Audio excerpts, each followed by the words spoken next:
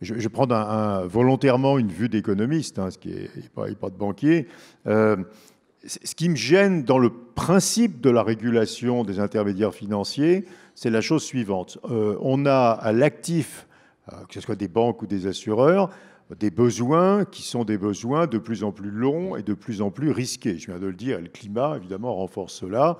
Hein, et donc, on a des actifs risqués et illiquides. Et puis, on maintient toujours une demande de passifs, hein, donc les contrats d'assurance vie, les dépôts bancaires, qui soient radicalement sans risque. Le principe de la régulation, hein, des intermédiaires a toujours été que, pour rendre cela possible, c'est finalement des animaux très bizarres. Hein, un animal qui a un actif risqué et illiquide et un passif liquide et sans risque. Hein. Et pour rendre cela possible, qui normalement est impossible, on leur demande d'avoir le coussin nécessaire de fonds propres.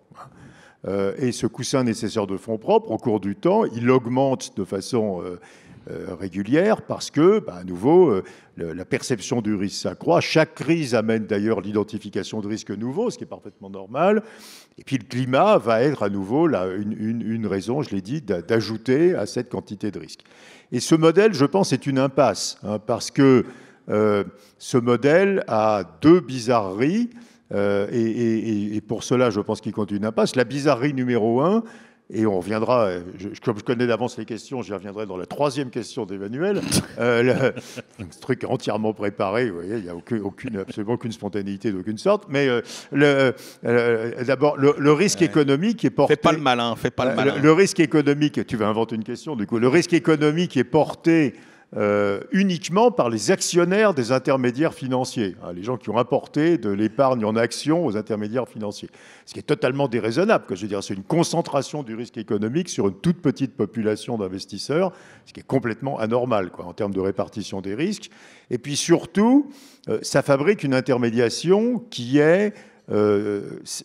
présente deux difficultés. La première, c'est que comme les intermédiaires financiers ont beaucoup de fonds propres, ils ont beaucoup de mal à avoir une rémunération, un rendement des fonds propres qui serait celui de l'ensemble des entreprises.